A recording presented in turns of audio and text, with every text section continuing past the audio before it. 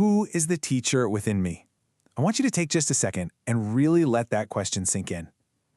For anyone on a path of personal growth, learning, or self-discovery, it is so incredibly common to constantly look outward.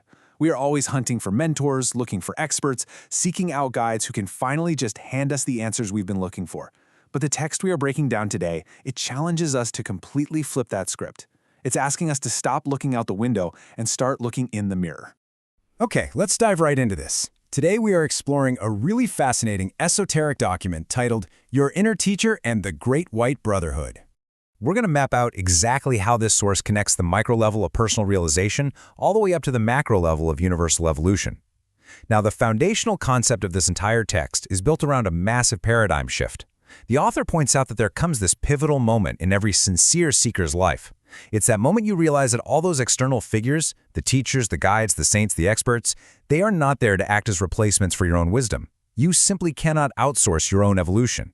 The really profound shift happens when you stop asking, "Who is my teacher?" and start realizing that the ultimate authority on your life's path actually has to be cultivated from right there within you. Now, what's really interesting here is how the text uses a brilliant bit of humor to explain the actual function of human teachers. We've all heard that old saying, right? You can lead a horse to water, but you can't make it drink. Well, this source includes a fantastic quote from Maharajji, who adds this great punchline. Well, you can put salt in its food. And that perfectly captures how this framework views external guidance. According to this philosophy, outer teachers are literally just the salt. They act as catalysts. Their job isn't to force you to learn, because, honestly, they can't. Even the most brilliant professor on earth cannot make a disengaged student actually learn.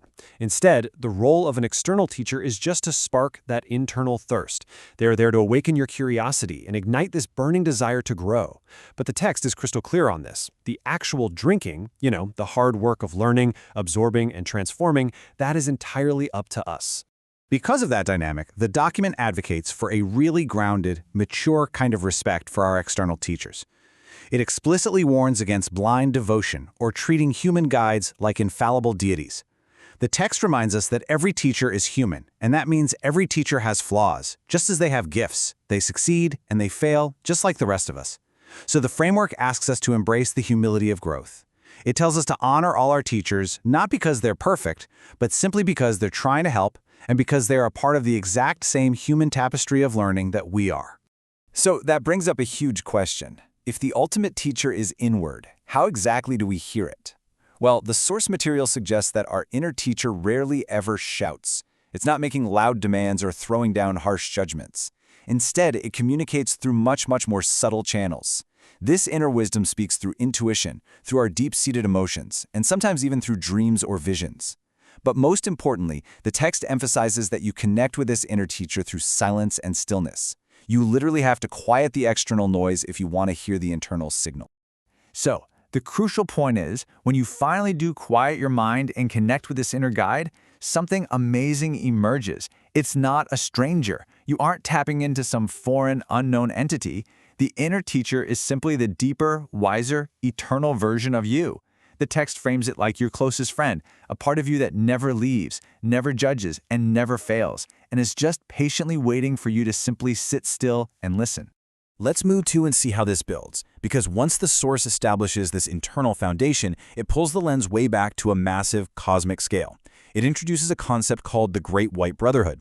Now, the text defines this not as some worldly organization you can go join, but as a consortium of compassionate beings who have existed for eternity. And their whole purpose, according to this philosophy, is specifically to assist humanity during critical periods of global transformation. The document outlines some really specific, almost paradoxical traits about this brotherhood. They're described as being individual, yet acting totally collectively.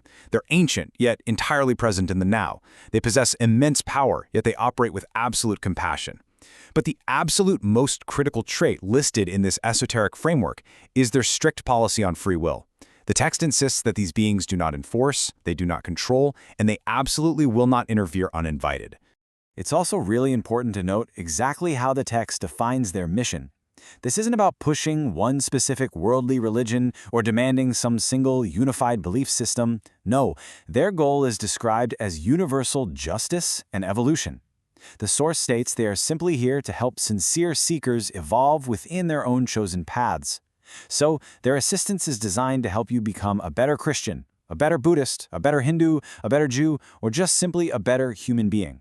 They honor every single path and every single soul equally. And this brilliantly illustrates why this cosmic assistance is highly relevant right now. The document paints a really stark picture of humanity currently standing at a critical threshold. It presents a very clear dichotomy. On one side, we have the choice to pursue harmony, cooperation, compassion, and awakening. On the other side, the path of chaos, greed, violence, and destruction.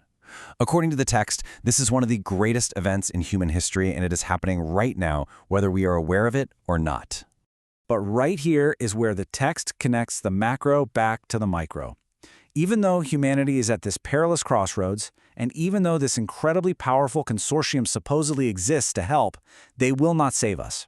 The source is absolutely uncompromising on this point. They will not make the choice for us, and they will not intervene without a direct invitation. The help is there, deeply and profoundly, but it remains entirely dormant until we actually take the initiative to ask for it. So how exactly do we extend that invitation? The text outlines a very simple, quiet process that it calls the call. It doesn't require grand rituals. It's all about internal alignment. Step 1 is simply to ask. Step 2 is to pray, or just clearly set your intention. Step 3 is to listen, which brings us right back to that concept of the inner teacher's stillness. And step 4, well, this is the bedrock of it all. You must be humble and willing. The text states we actually have to stop pretending we have all the answers if we ever want to truly transform. Ultimately, whether we are talking about finding the quiet voice of your inner teacher or asking for guidance from a cosmic brotherhood, the end goal presented in this text is exactly the same. The shared dream of this entire philosophy is a world where humans live in true harmony. But the really powerful takeaway here is that global harmony cannot be imposed from the top down. It has to blossom from the bottom up. It must begin with each of us, individually, taking the time to do the quiet work of finding inner peace.